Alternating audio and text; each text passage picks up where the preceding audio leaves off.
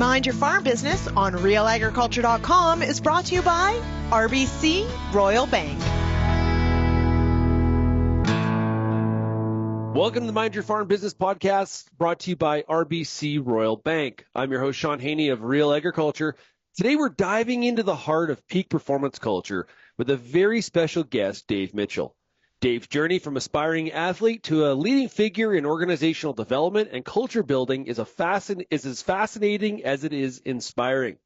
With a rich background in mass communications, business administration, and a master's in education focused on global human resource development, Dave has nearly 3 decades of experience in shaping high-performing cultures across the globe. Our listeners today, primarily farm business owners and operators, are really in for a special treat, as we're going to explore the critical aspects of creating a culture that not only understands the concept of peak performance, but lives it daily.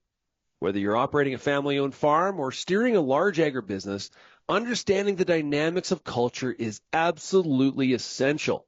So let's get started and delve into what makes a peak performance culture tick with Dave Mitchell.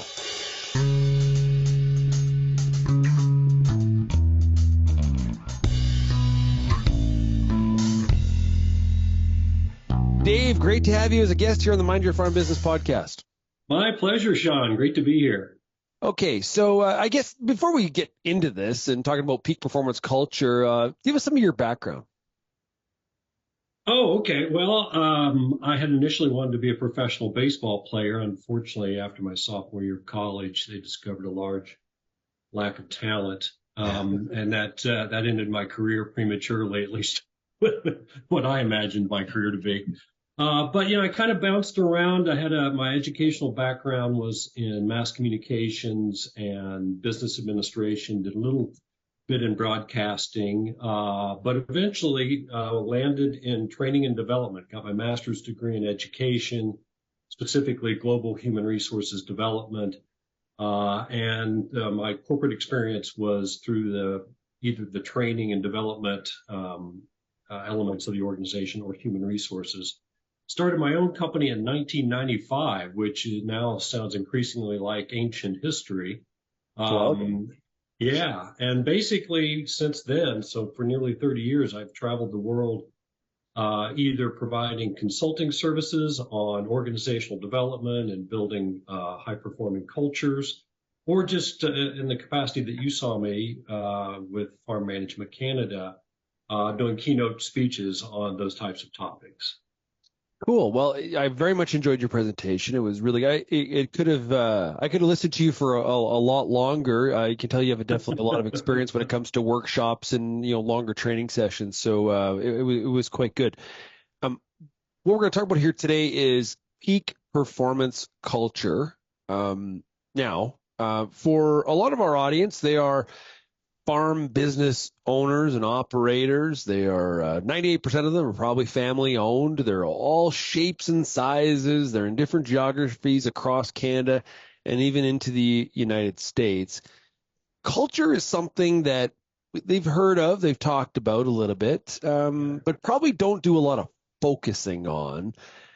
I guess, how do you, as somebody that's working with corporations of all different sizes, entrepreneurs, probably large Fortune 500s as well, what is culture and why is it important?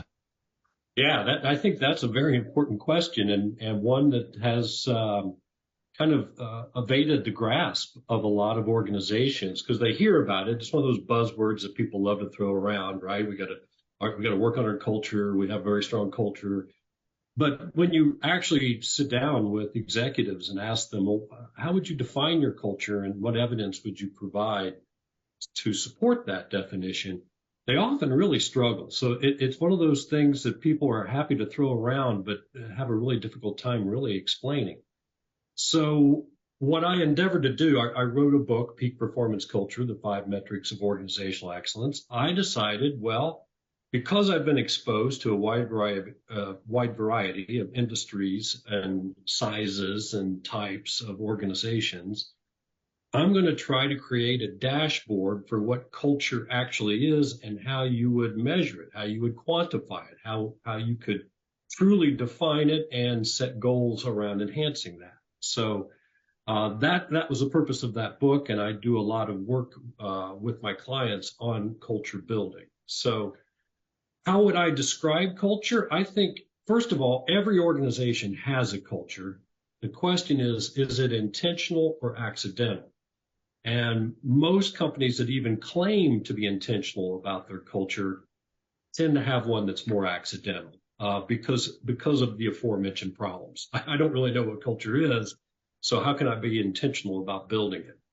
So for farms, I grew up in an agricultural industry. My hometown was 1,500 people. It's now down to 1,200 people in the Midwest here in the United States.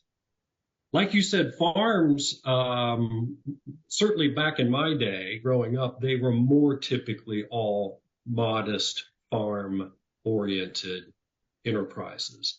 Increasingly, even in that rural area that I grew up, they're being gobbled up and expanded, and now they're a bit larger in scope, and some quite large. But even if it's a small family-owned farm, you have attitudes, you have approaches, you have ways that you interact with each other, what your philosophies are with managing any employees that you might have, including family members. You have relationships with your suppliers and vendors and the people that provide you with the materials and the equipment that you need to farm, as well as the people that you sell your products to. So the 5 metrics, and we can certainly start to talk about those individually, are ways of identifying these behaviors and approaches and practices and understanding how collectively they create your organization's culture. Even in sports, we hear this all the time. There's been in college football, there's been a ton of coaches moving all over the place, and they do the press conference, and what's the very first thing they say? Oh, we're going to change the culture around here, right? We do throw it around. It is kind of like a poker chip we just carry around with us, and we throw it around and just hope there's no follow-ups. Like, what do you mean by that? Well, yeah, that's yeah. Like, well, yeah. The funny part about that is, we're going to build a culture here. What a culture is I'm going to talk about it in very technical terms, but the reality is it's the collective behaviors of everybody that works for you and trying to unite those into like a common mentality. And so you can imagine on a football roster with, I don't even know how many is in a college football roster, but let's say 60 kids, and they are kids, 18 to 22 years old. When you say, I'm going to come in here and build a culture, that means you're going to somehow unify teenagers largely around one particular ideology, one school of thought. So it's a great soundbite at the press conference, but the proof will be 3 to 4 years into that process if that culture is starting to emerge. Yeah, it reminds me of the saying, there's a new sheriff in town, like that kind of thing. Okay, let's dig in here. What are the 5? And then we'll talk about them. So what are the 5?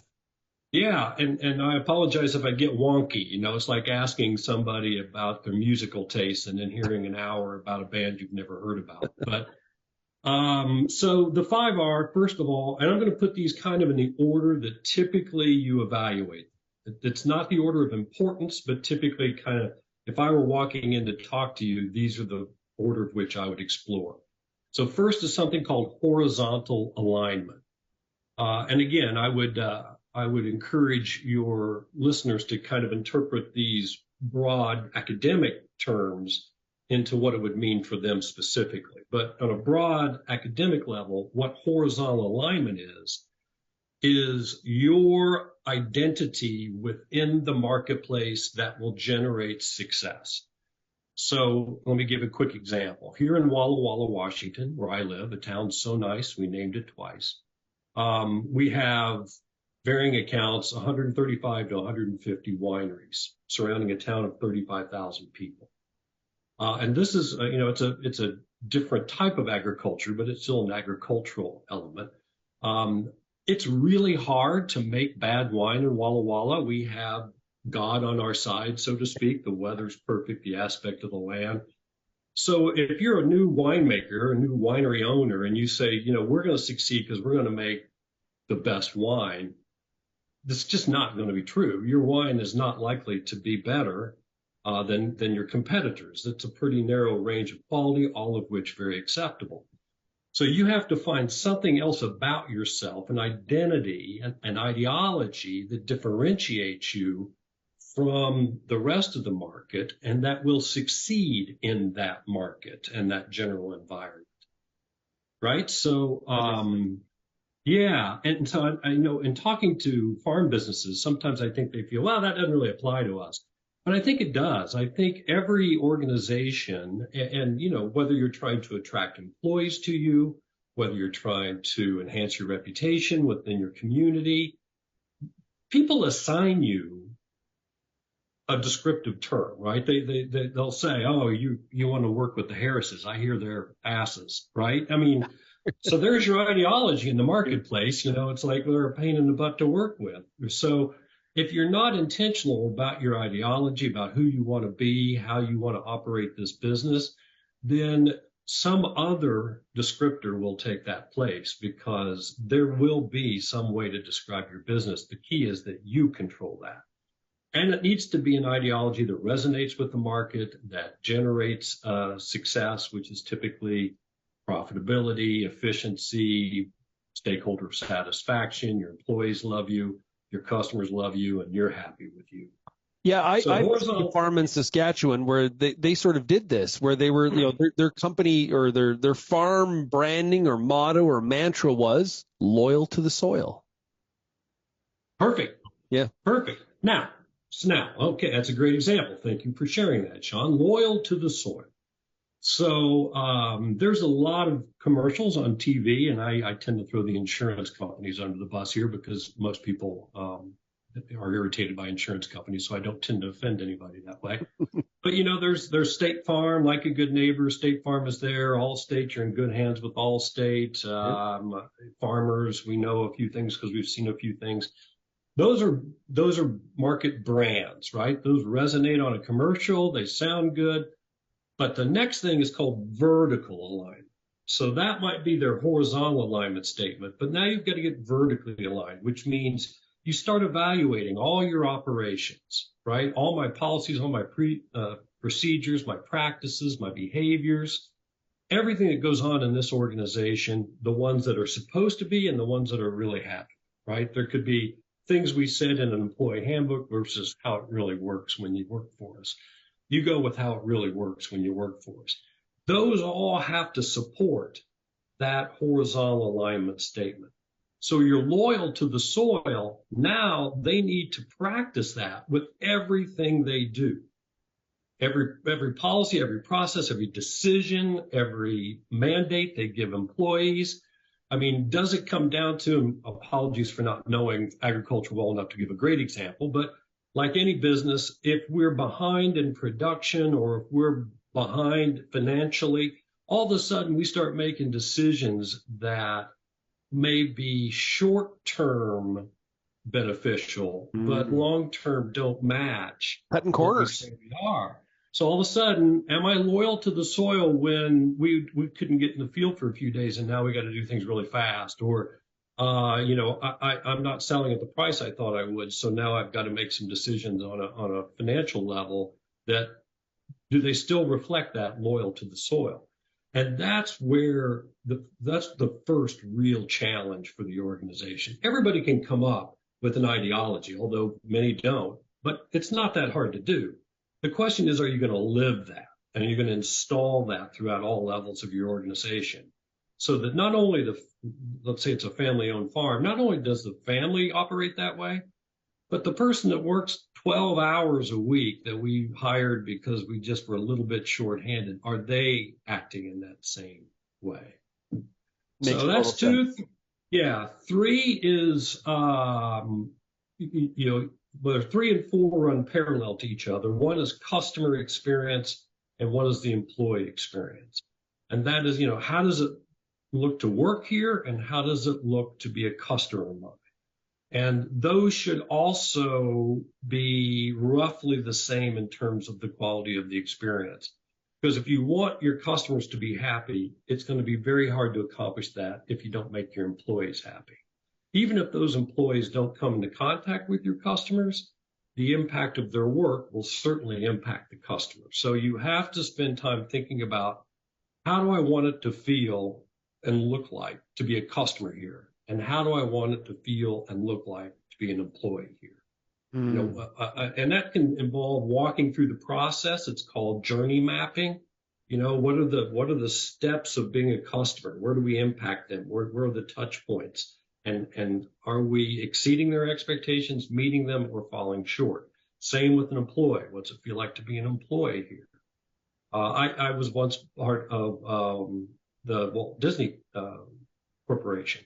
And even at Disney, which is renowned for their culture, one of the things that I noticed was the attention given to the customer experience far exceeded that than the one we gave to the employee experience, including where they entered the facility. I worked in the resorts.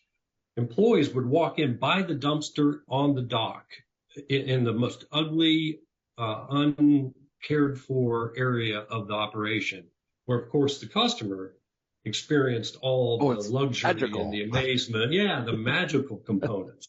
And then we expected our employees to create a magical experience for the customer. They weren't experiencing it. So you've got to resolve those potential inequities. So that's 3 and 4. And 5 is an age-old story of the people with power who reside at the top of the organizational chart, who have a great deal of authority, often do not know what's really going on. And the people that know what's really going on don't have any power to change things. So the people with impact can't make changes. The people who can make changes don't really have any impact because they're not doing the work. And this is an increasingly bigger challenge as farms grow. When farms are still pretty small, the farmer is both the manager of the enterprise as well as the guy driving the tractor. So in that case, that imbalance is less notable. But as you grow, you become less connected to the daily routines that have a high impact on your success. And one thing about our employees, their assumption is we know what's going on, and anything that they're experiencing was on purpose and with your approval. Yep. And the reality is, as we grow, nothing could be further from the truth. People, the highest level executives, the ownership of the organization has no idea what's really going on. So you have to find a way to navigate that imbalance. So there has to be some mechanism. And I'm not talking about employee opinion surveys. I'm talking about literally the old school management by walking around. You have to establish some approach that takes the people with the power to make change and puts them directly in touch with the people who know the changes that need to be made. Right. And I call that people preventative maintenance, right? I got to get in there and I got to talk to people before these problems become chronic or cancerous. I like that. People preventative maintenance. That is good. Well, the example I use is we don't wait till our car makes a funny noise and smells bad to go change the oil. We know that's something we should do on a regular intervals. But with people, we often wait until they make a funny noise and smell bad before we have a conversation with them. But by that time, they're damaged, right? They're not going to run the same. We'll get back to the Mind Your Farm Business podcast, but first a word from our sponsor, RBC Royal Bank. This episode of Mind Your Farm Business podcast is brought to you by RBC. As an agricultural producer, you're putting a lot of thought into your operation every day. You probably have more than a couple of ideas on how to handle challenges, like market fluctuations, unexpected weather, or simply weighing the pros and cons of adopting new technology. But knowing where to start? That's where a solid risk management strategy can help. Visit rbc.com/risk management to learn more.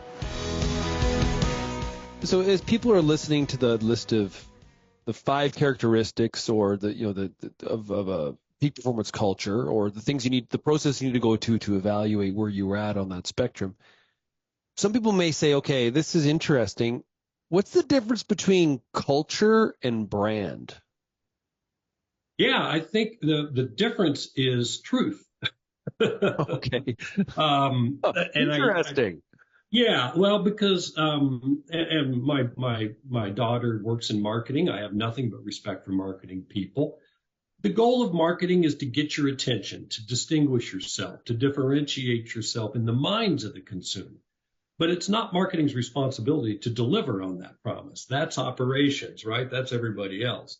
So marketing can create a brand that's very intriguing, very interesting, and captures the attention of a market. But culture is when you actually execute on that brand and deliver an experience to customers and to employees that aligns with that. So on a technical term, the answer to your question is vertical alignment, right? Brand resides at horizontal alignment level, and that's it.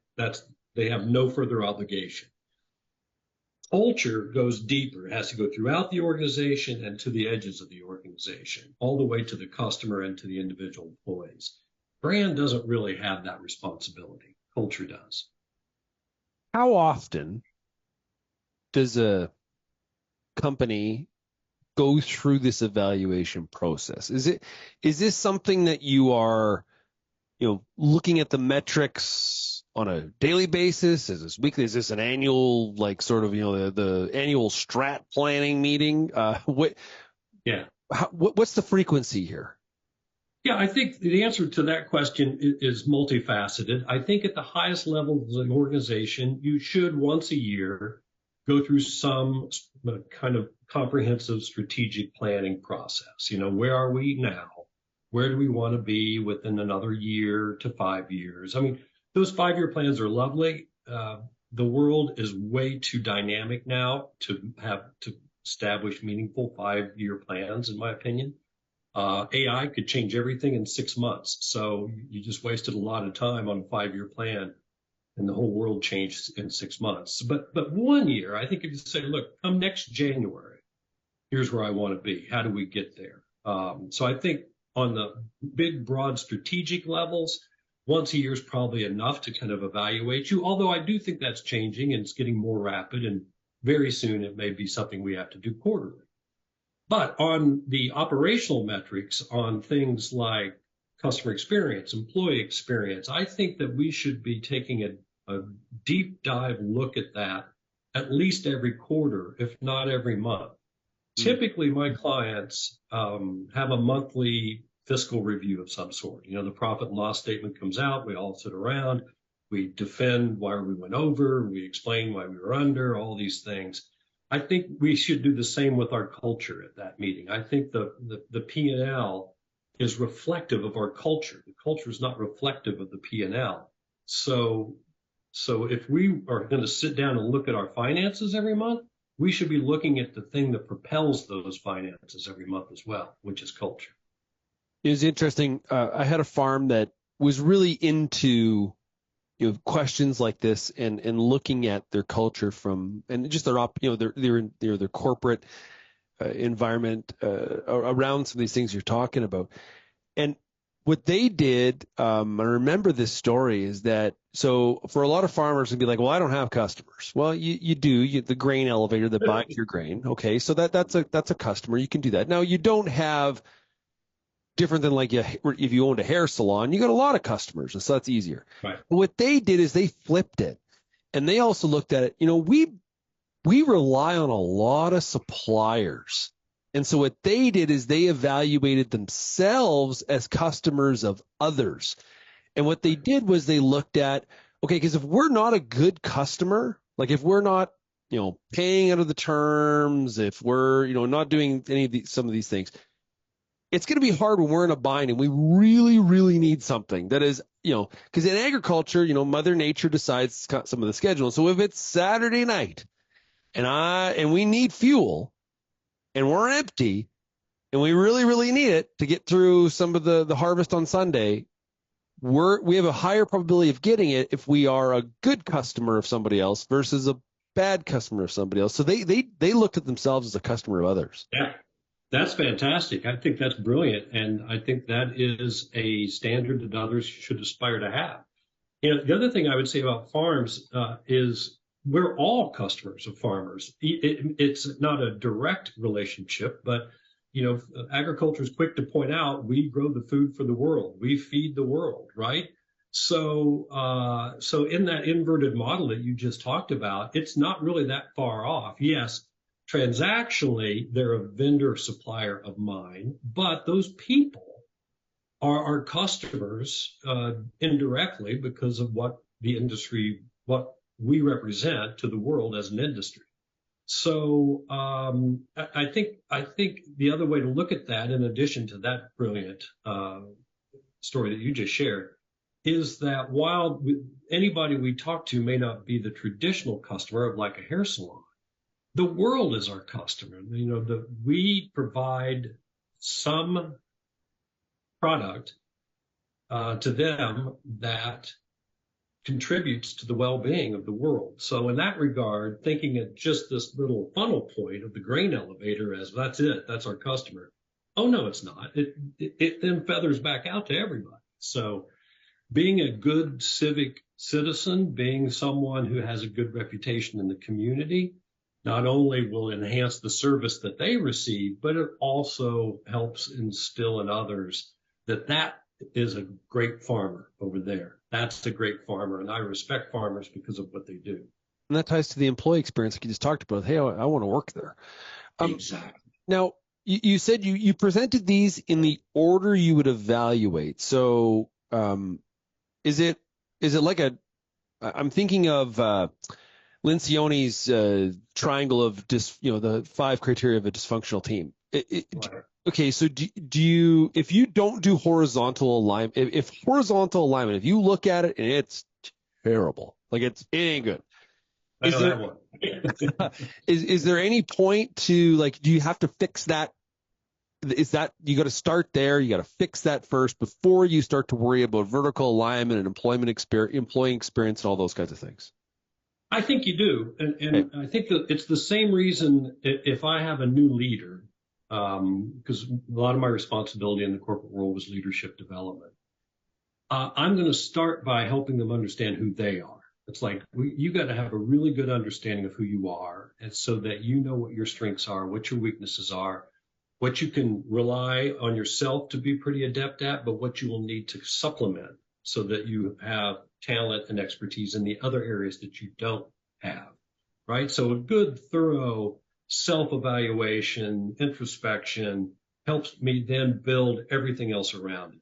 It's the same with an organization. I can't put in vertical alignment. I can't create an employee experience. I can't create a customer experience until I know who you want to be. Who are you? What do you think will make you stand out in this marketplace? And by the way, that isn't just what you want to be. It's what you're capable of being too, and what you're willing to be.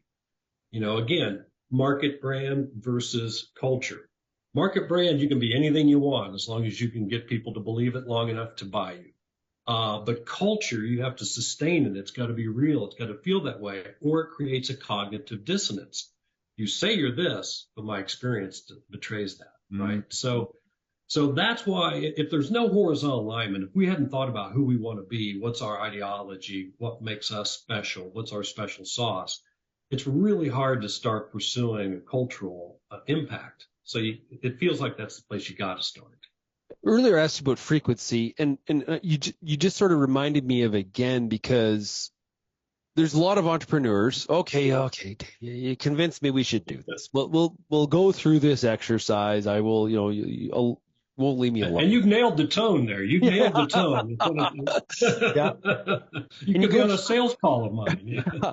And you go through it, and you do really well.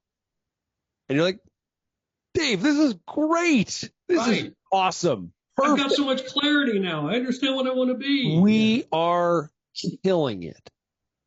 And then we become complacent.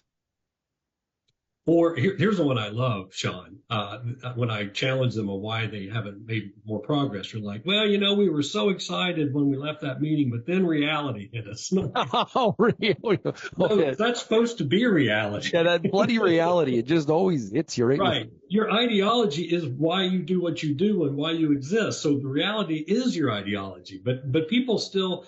and part of it's us HR people to blame. We created all these programs, awareness programs, right? So people sometimes think this notion of horizontal alignment and ideology is a program. It's not a program.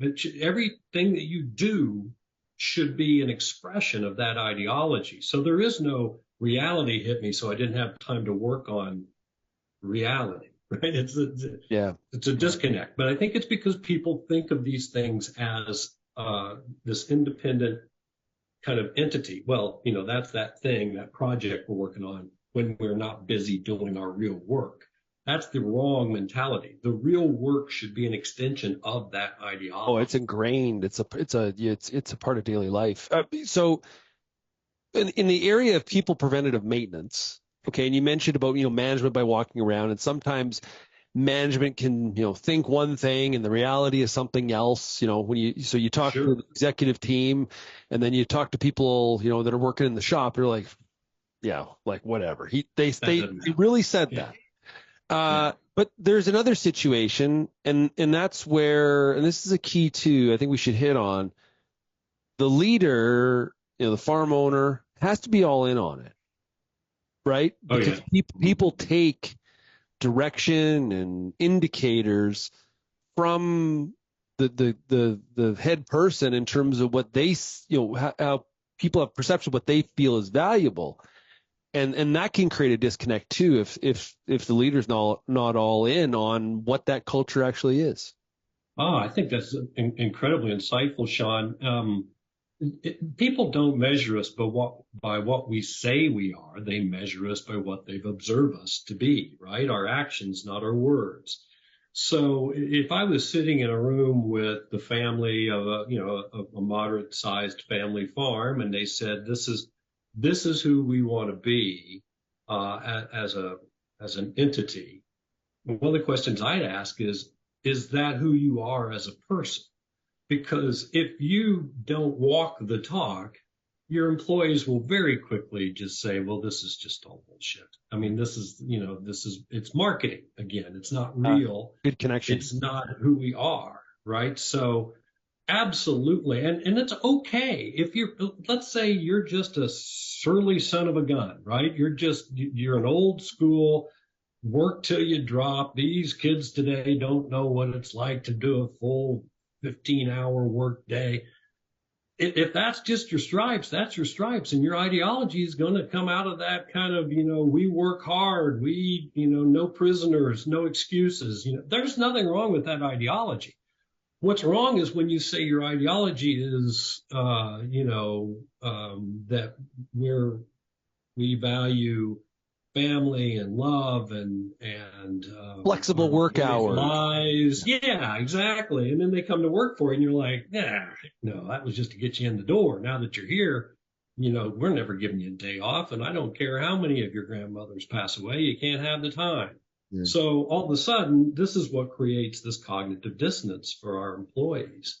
So be true to who you are, because that's the only thing you can be. You can't fake it till you make it. You have to be aligned with what you want as a business. Now, I will tell you that hardcore, I'm a mean SOB and you work for me, you're going to work hard. That's going to be a tough sell with this employee market, because this isn't 1960 anymore. It's not 1970. It's a whole different generational belief on work-life balance. So I do think you have to temper what you believe is the right ideology with what the marketplace believes works. And sometimes that requires leaders to change.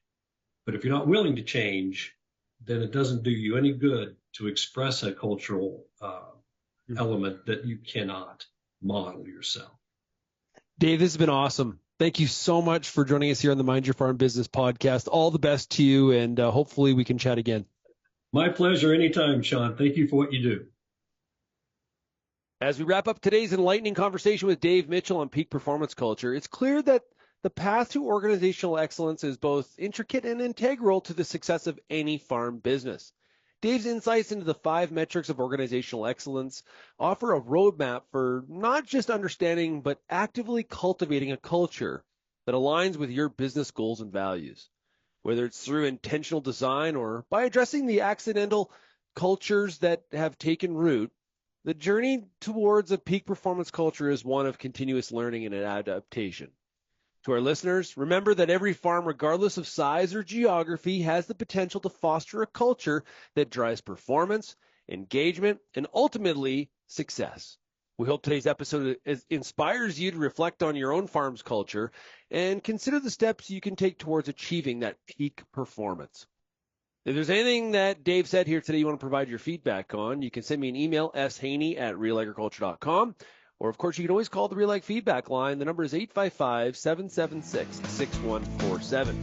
You can find more episodes of this podcast by going to mindyourfarmbusiness.com. Thanks to RBC Royal Bank. And until next time, keep on minding your farm business.